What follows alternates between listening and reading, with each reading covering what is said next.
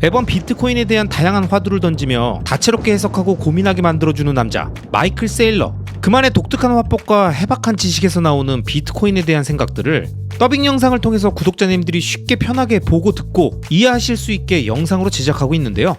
이번 영상에서는 마이클 세일러는 끊임없이 비트코인을 가지고 다투고 싸우고 바꾸고 변형하려는 사람들에게 제발 좀 비트코인을 그냥 있는 그대로 냅두라고 말하는데요. 도대체 왜 이런 말을 하는지 지금 바로 그의 의견을 함께 들어보러 가시죠. 렛츠고! 비트코인은 어떠한 이념에 뿌리를 두고 있다 라고 제가 말했었습니다. 그쵸? 네트워크상의 자산인데 어떻게 표현해야 할까요? 프로토콜을 기반으로 하고 있고 특정 이념에 뿌리를 둔 네트워크상의 자산입니다. 그리고 이 이념은 자연 법칙과 인간 법칙 사이에서 선택해야 하는 이념입니다. 우리는 인간의 법칙보다는 자연 법칙을 선호하고요. 우리는 컴퓨터 과학보다 물리과학을 선호하고 메타버스보다 유니버스, 그러니까 우주를 선호하는 것이죠. 일론 머스크가 물리학 법칙은 협상이 불가능한 반면 인간의 법칙은 한낱 제한일 뿐이라고 농담을 했었던 적이 있습니다. 비트코인은 실제로 그 자연 법칙에 순응하는 것이고 겸손한 면이 있습니다.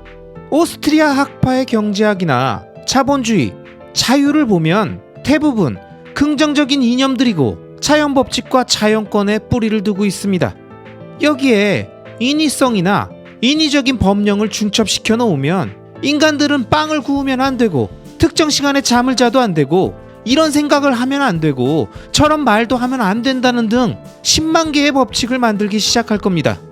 이런 일들은 결국 극단적으로 치닫게 되면서 사회를 파괴시키게 되죠.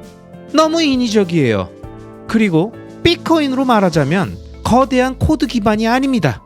많은 코드를 작성해서 사람들에게 깊게 인상을 남기려는 목적으로 사토시가 이 일을 시작한 게 아닙니다. 사실 최소한의 코드로 만들려고 했던 게 핵심이었죠.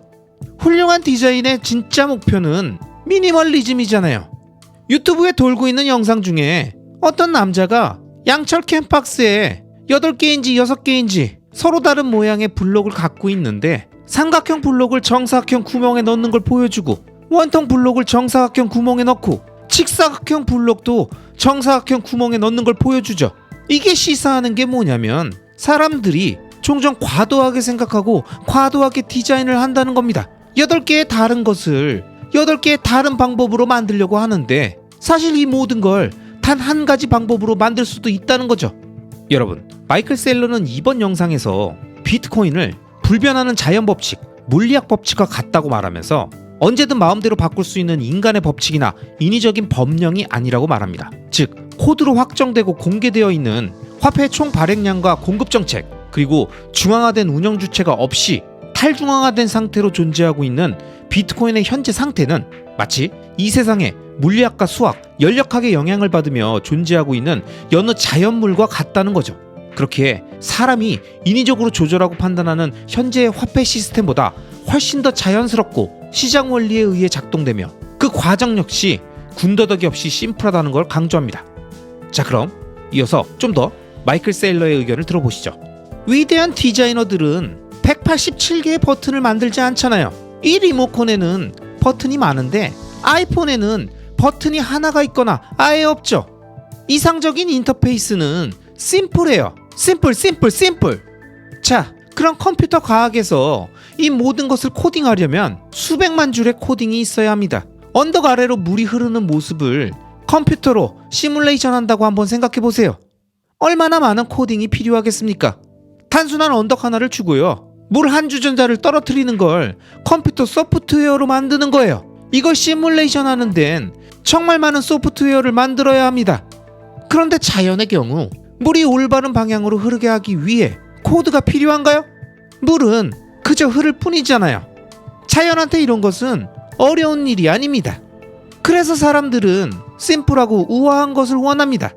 자연 법칙에는 에너지 보존 법칙, 빛의 속도나 소리의 속도가 있습니다. 중력의 법칙도 있고요. 에너지 보존 법칙에서는 물질을 파괴할 수 없습니다. 물질을 에너지로 전환시키거나 에너지를 물질로 전환시킬 수 있고 빛을 열 에너지, 소리 에너지, 운동 에너지로 전환시킬 수 있지만 결국 에너지는 보존됩니다. 따라서 비트코인의 철학은 물리학에 뿌리를 두고 있습니다. 그리고 엔지니어링과 자연을 향한 겸손한 수능에 뿌리를 두고 있죠. 그리고 이것은 오스트리아 학파의 시장 논리와도 동일합니다. 즉, 시장이 결정하고 사람들이 뭘 할 것인지 결정하게끔 하는 것, 사람들이 어떤 행동을 해야 하는지 지시하면 안 된다는 것, 사람들을 자유롭게 내버려 둬야 한다는 것이죠. 그래서 저는 이렇게 말하고 싶습니다. 비트코인을 그냥 내버려 두십시오. 비트코인은 살아있는 유기적인 생명체이니까 그냥 놔두세요. 만약 당신이 뭔가를 만들어서 돈을 벌 수 있다고 생각했다면 혼자서 하세요. 자신의 응용 프로그램에 본인 돈만 넣고 하시길 바랍니다. 새 프로토콜을 도입해서 세상에 제공하고 싶다면 그것도 괜찮습니다. 얼마든지 오픈 프로토콜로 도입할 수 있죠. 리눅스도 오픈 프로토콜이고 HTTP도 있고 또 자신만의 라이트닝 프로토콜을 가질 수도 있죠. 라이트닝과 경쟁하는 프로토콜을 만들 수도 있고요. 이런 것들을 다 할 수 있습니다. 하지만 궁극적으로는 자연을 존중하고 사토시가 이 유전적 생명체를 설계했다는 사실을 존중했으면 합니다. 사토시는 크립토 생명체를 만들었고 사이버 공간에 이걸 풀어놨는데 살아남았죠. 다른 사람들이 이전에 만들었던 것들은 다 죽었는데 말이죠. 수백 번의 실험을 통해서도 다 죽었고 수백만 개의 것들이 그 이후에도 계속 죽어나갔습니다. 바로 여기에 딱 한 개만 살아남았고 우리는 이 생명체가 살아있다는 사실에 경외심을 느껴야 합니다. 우리의 임무는 사람들이 이것을 받아들여서 성장시키고 성공할 수 있도록 도와주는 것입니다. 바퀴벌레나 바이러스 혹은 토끼의 유전자 코드를 향상시키겠다는 것이나 비트코인의 유전자 코드를 향상시키겠다는 것이나 비슷합니다. 그냥 이 생명체들이 자신의 최대 잠재력에 도달할 수 있도록 내버려 두라는 얘기예요. 왜냐면 비트코인의 시가총액이 지금 8,500억 달러인데 근본적으로 유전적 프로토콜을 변형시키지 않으면서도 수백조 규모의 경제에 도달하지 못할 이유가 없습니다. 지금 꽤 훌륭히 작동하고 있는 것으로 보이잖아요. 그래서 제 생각에 이 철학의 핵심은 스토아 학파의 금욕주의가 주는 교훈과 비슷합니다. 어떤 일을 할 수 있다고 해서 그 일을 해야 한다는 건 아니라는 겁니다.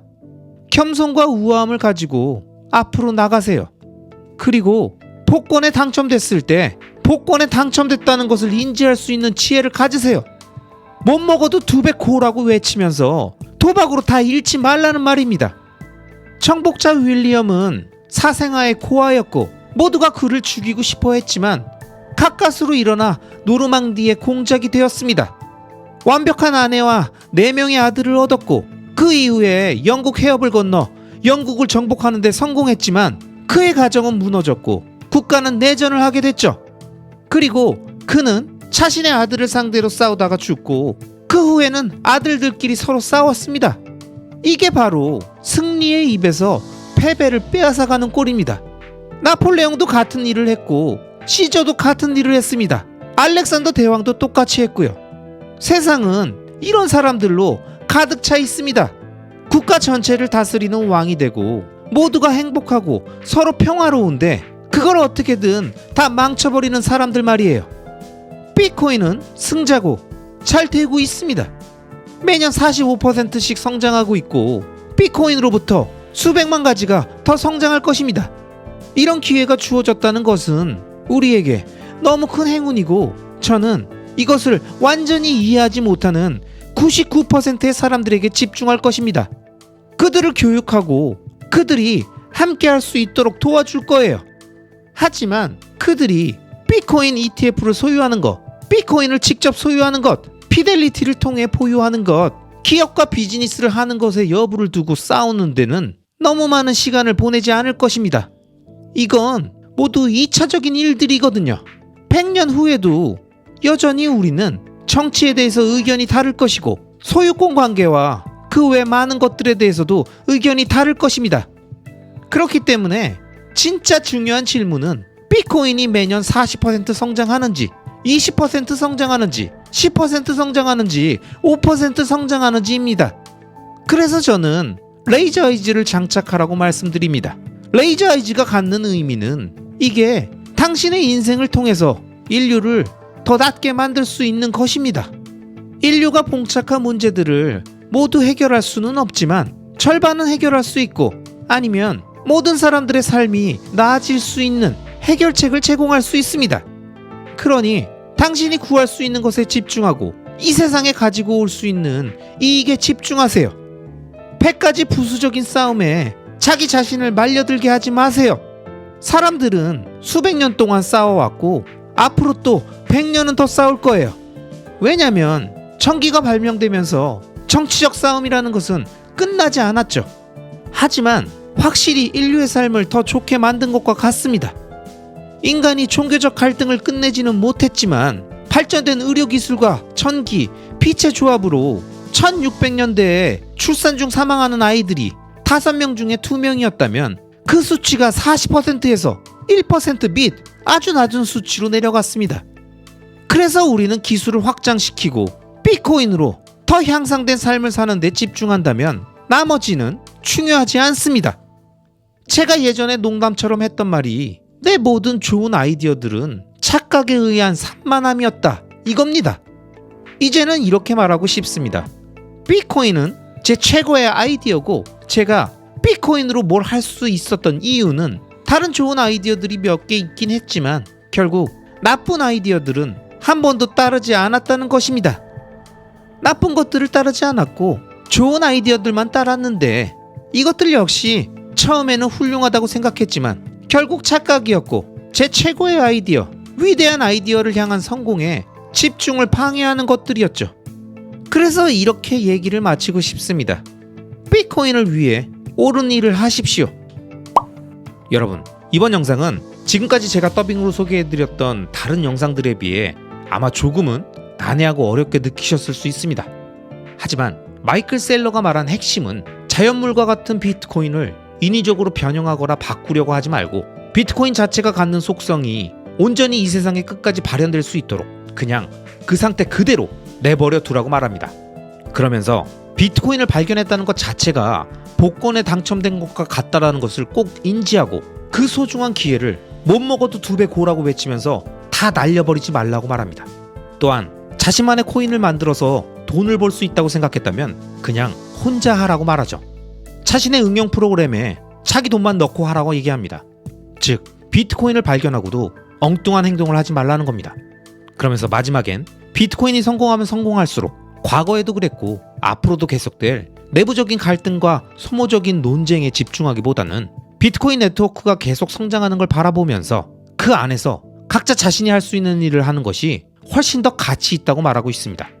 저 역시 마이클 세일러의 이런 의견에 동의합니다. 그리고 그런 관점에서 저도 계속 비트코인에 대한 제 생각과 현인들의 이야기를 쉽고 재미있게 많은 구독자님들께 전달하고 알릴 수 있도록 제가 잘할 수 있고 가치 있는 일인 비트코인 관련 영상 제작을 앞으로도 계속 진행해 나가겠습니다. 영상을 보시는 비트코이너, 비트맥시 구독자님들도 각자 자신이 할 수 있는 자신의 영역에서 비트코인과 관련된 가치 있는 일들을 하시길 바라면서, 그럼 오늘도 끝까지 시청해주신 모든 구독자님들을 리스펙합니다.